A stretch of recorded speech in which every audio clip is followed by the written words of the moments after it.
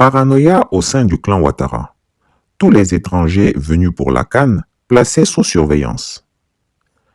La ferveur apparente qui s'est emparée de la Côte d'Ivoire autour de l'organisation de la Coupe d'Afrique des Nations n'est pas sans susciter de l'inquiétude chez Alassane Ouattara, qui, fébrile comme quelqu'un qui a perdu toute sérénité, s'est mis à soupçonner tout le monde, même les plus simples supporters. Pour lui, chacun des étrangers venant en Côte d'Ivoire est un déstabilisateur potentiel qu'il faut surveiller comme du lait sur le feu. Les pauvres supporters maliens, venus en convoi pour encourager leur équipe nationale dans le cadre de la CAN, ont été bloqués à la frontière et refoulés, car soupçonnés d'être des éléments de Guillaume Soro en mission d'infiltration. Qu'il marque le deuxième but.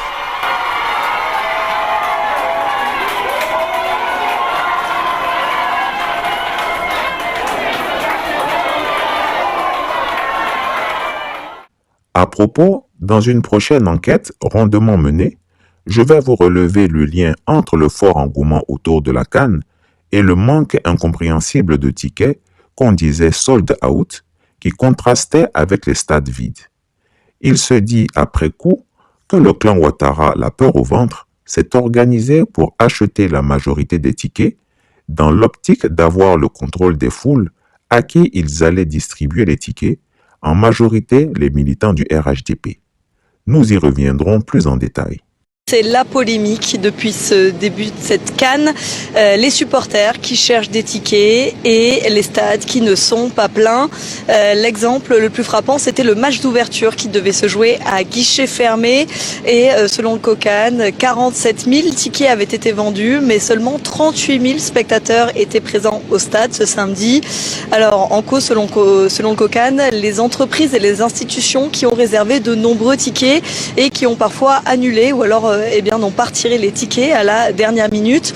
On peut aussi citer le problème de la revente, fortement décrié sur les réseaux sociaux. On voit des tickets parfois vendus plusieurs fois le prix d'achat et qui peut-être n'auraient pas trouvé preneur. En tout cas, c'est toujours la galère pour les supporters ici en Côte d'Ivoire.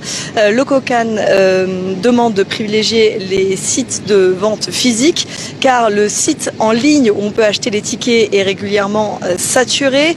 Peu de tickets y sont disponibles, ce qui donne l'impression que les matchs sont pleins alors qu'ils ne le sont pas. Mais sur les ventes de sites physiques, sur ces points de vente-là, le COCAN remet régulièrement des tickets en vente qui ne sont pas retirés ou ont été annulés. Mais là aussi, c'est difficile pour les supporters car dans ces points de vente, beaucoup ne trouvent pas de tickets. Apparemment, il faut être au bon moment, au bon endroit pour les trouver. Le Premier ministre ivoirien lui-même a dit s'être emparé de cette affaire. Il a rappelé que la billetterie était de l'ordre de la CAF, mais il a promis des résultats visibles dans les 48 heures.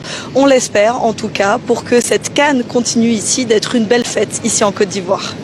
Pour l'heure, je vous informe que tous les occupants de tous les hôtels, de toutes les résidences privées, sont placés sous surveillance sans aucune raison particulière.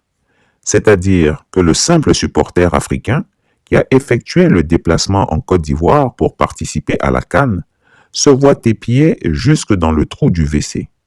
Pour étayer mon propos, j'ai eu une note secrète des services de renseignement du ministère de la Défense.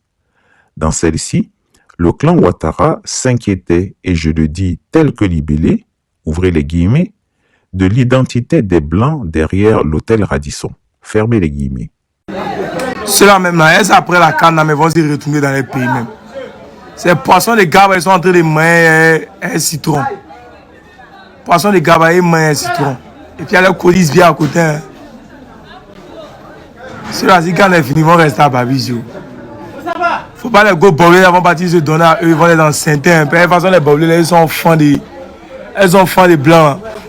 Ces derniers, ces blancs donc, qui avaient échappé certainement à la vigilance des services de la DST présents à l'aéroport, ont été pris pour cible par les services de renseignement avant que l'on se rende compte que ces derniers étaient des instructeurs étrangers venus en Côte d'Ivoire pour, ouvrez les guillemets, la formation des forces armées ivoiriennes en matière de pilotage de nouveaux aéronefs, fermez les guillemets.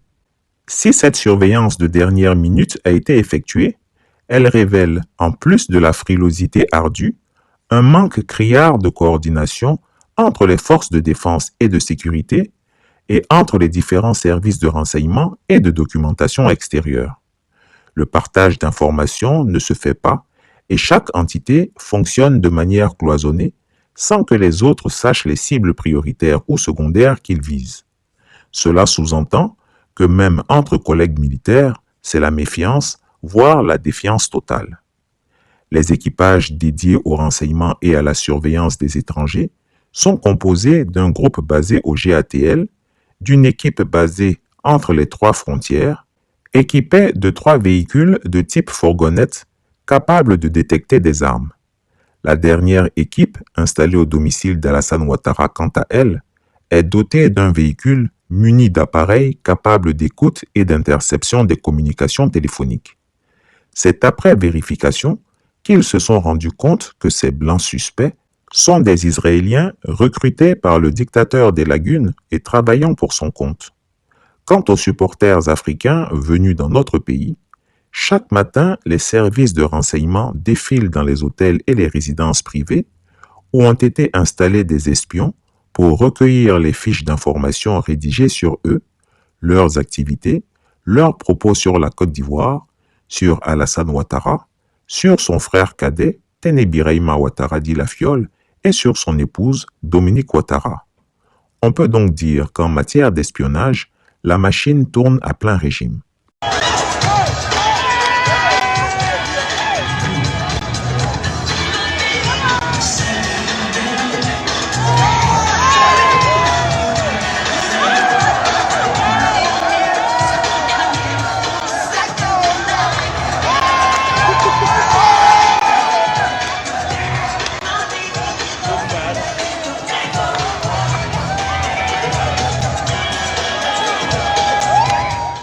Alerte du mardi 23 janvier 2024.